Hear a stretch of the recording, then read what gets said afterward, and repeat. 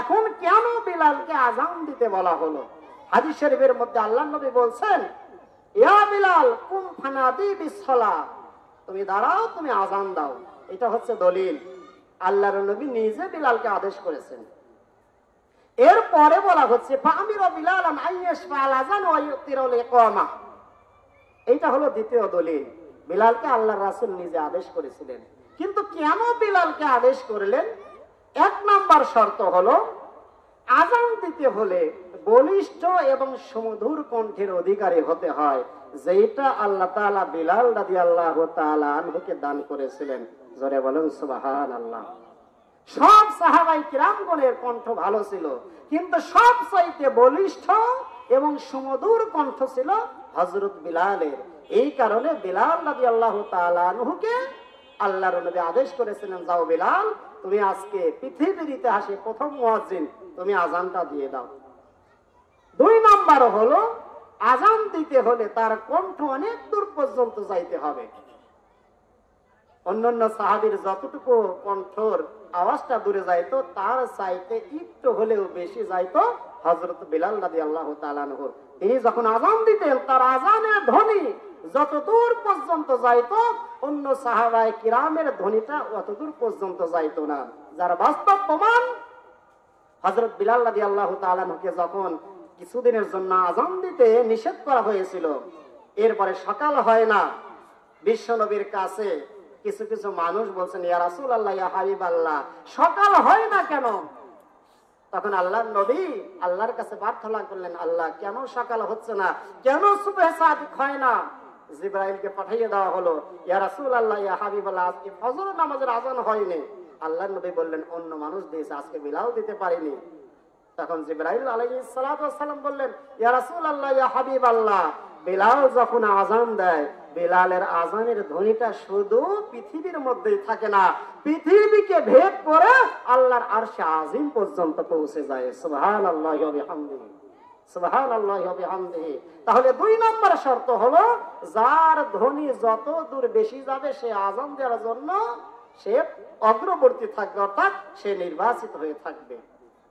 তিন নম্বর কথা হলো, বিলাল রাদিয়াল্লাহু তাআলা আনহু যখন আযান দিতেন, সেই আযানের মধ্যে যতটা আবেগ ছিল, যতটা ভালোবাসা ছিল, এত আবেগ, এত ভালোবাসা অন্য কোন সাহাবায়ে কিরামের ছিল না। আর একবার বলি সুবহানাল্লাহ। কেমন আবেগ ছিল? আল্লাহর নবীর সাহাবী তারা বর্ণনা করেছেন, বিশ্ব নবী দুনিয়ার বুক থেকে চলে গেলেন। চলে যাওয়ার পরে বিলাল রাদিয়াল্লাহু তাআলা আনহু মদিনায় কিন্তু থাকেননি, তিনি সিরিয়াতে চলে গেলেন।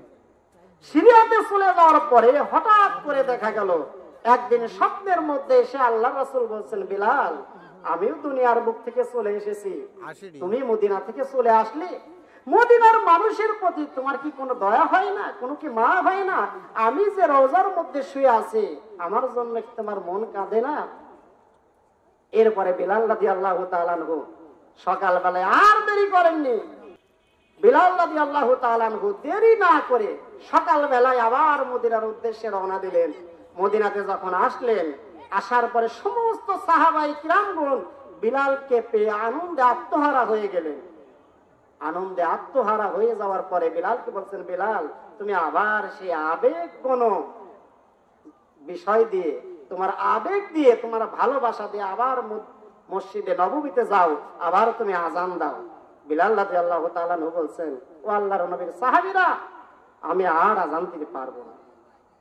এইরকম ভাবে প্রত্যেকটা সাহাবায়ে কিরাম যখন তাকে অনুরোধ করছে, সবার অনুরোধকে তিনি বয়কট করছেন, যে না, আমি আর আযান দিতে পারবো না। হযরত ইমাম হাসান এবং হুসাইন রাদিয়াল্লাহু তাআলা আনহুমা দুজনে এসে বলছেন, চাচা, আপনি আযান দেন।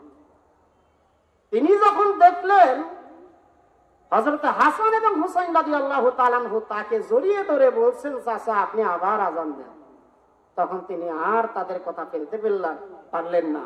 হযরত হাসান এবং হুসাইন রাদিয়াল্লাহু তাআলা আনহুমা তাদের মুখের দিকে তাকিয়ে, চেহারার দিকে তাকিয়ে তিনি আযান দিলেন। সেই আযানটা কেমন ছিল? কবিরা বলছেন এমন ভাবে, ওঠো বিলাল মিনারাতে,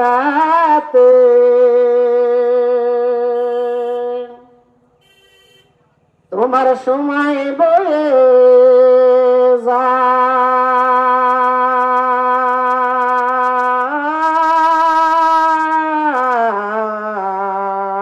যায় আজান দাও গো মধুর সুরে শুনতে মনে চায়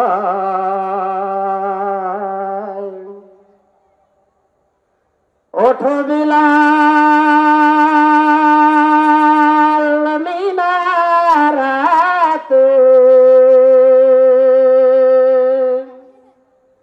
তোমার সময় বয়ে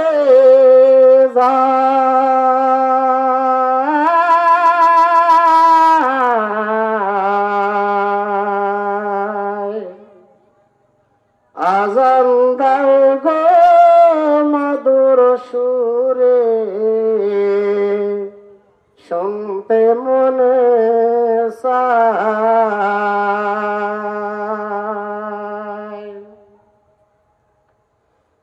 বিলাল বলে আজান দিল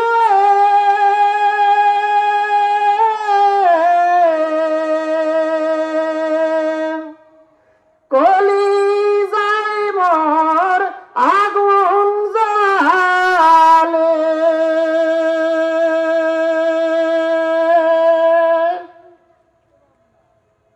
বিলাল বলে আজান দিল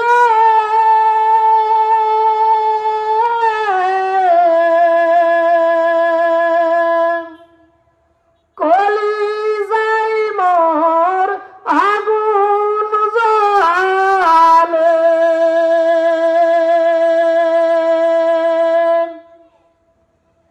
আমার আজানকে শুনিবে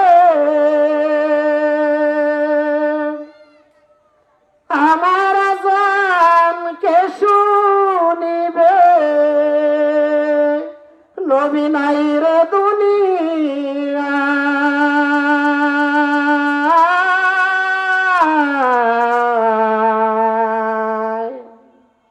আজান দাও গো মধুর সুরে শুনতে মনে চায়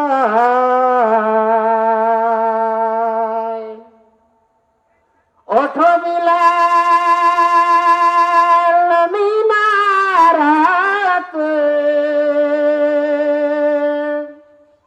তোমার সময় বলে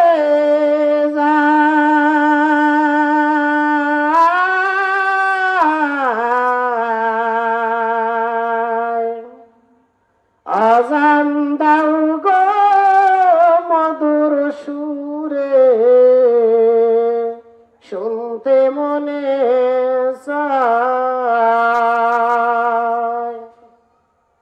আল্লাহর নবীর সাহাবী হযরত বিলাল রাদিয়াল্লাহু তাআলা আনহু ইমাম হাসান এবং হুসাইন রাদিয়াল্লাহু তাআলা আনহুমা যখন বললেন চাচাজি আমার নানা দুনিয়ার বুক থেকে চলে গিয়েছেন আপনিও চলে গেলেন আপনার কণ্ঠে অনেক দিন যাবত আজান শোনা হয় না মেহেরবানি করে আপনি আর একটা বার আজান দেন তামাম মদিনা ঠান্ডা হয়ে যাবে আল্লাহর নবীর সাহাবী আশিক রাসূল হযরত বিলাল আজান শুরু করলেন আজান শুরু করতে করতে যখন আশহাদু আন্না মুহাম্মাদুর রাসূলুল্লাহ বললেন হযরত বিলাল রাদিয়াল্লাহু তাআলা আনহু যখন বলেছেন আশহাদু আন্না মুহাম্মাদুর রাসূলুল্লাহ হযরত বিলালের আল্লাহর নবী যেই মিম্বারে বসে খুতবা দান করতেন যেই মিম্বারে বসে সাহাবায়ে কিরামদেরকে নিয়ে আলোচনা করতেন হযরত বিলালের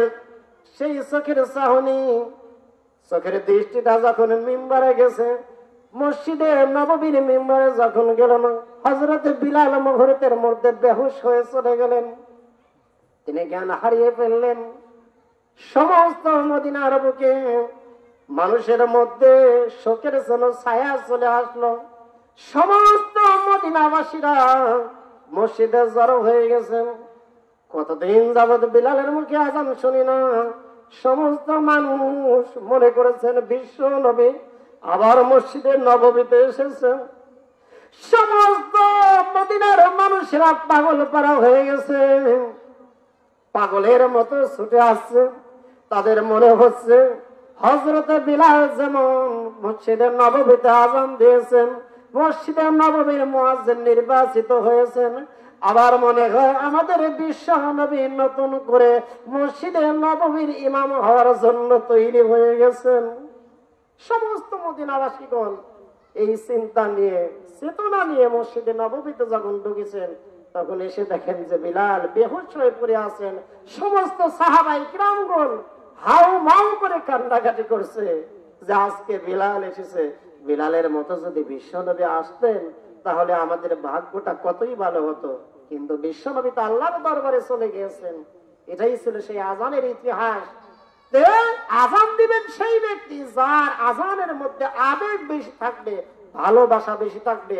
হযরত বিলাল রাদিয়াল্লাহু তাআলা আনহু যখন আজান দিতেন, তার আজানের মধ্যে যত আবেগ ছিল, ভালোবাসা ছিল, এই আবেগ আর ভালোবাসা অন্য কোন সাহাবাইদের দেহের মধ্যে ছিল না। তার মানে সমস্ত সাহাবাই কিরামগণ ভালোবাসতেন আল্লাহর রাসূলকে, আল্লাহকে, কিন্তু বিলালের ভালোবাসা ছিল অত্যন্ত বেশি। এই কারণে বিলালকে আযান দেওয়ার জন্য আদেশ আল্লাহর রাসূল করেছিলেন। এইটা ছিল 3 নাম্বার শর্ত। 4 নাম্বার শর্ত হলো আল্লাহ তাআলা নিজেই বলেছিলেন, ইয়া রাসূলুল্লাহ, ইয়া হাবিবাল্লাহ, আপনি বিলালকে আযান দেওয়ার জন্য মুয়াজ্জিন নিযুক্ত করে দেন। ধরে বলুন সুবহানাল্লাহ। আর 5 নাম্বার কারণ হলো আবু দাউদ শরীফের হাদিস, আল্লাহর নবী বলেন, লাউলা আন্নাহু কানা ইয়াউমাইযিন মারিদান লাজআলাহু রাসূলুল্লাহ সাল্লাল্লাহু আলাইহি ওয়াসাল্লাম মুয়াজ্জিনান।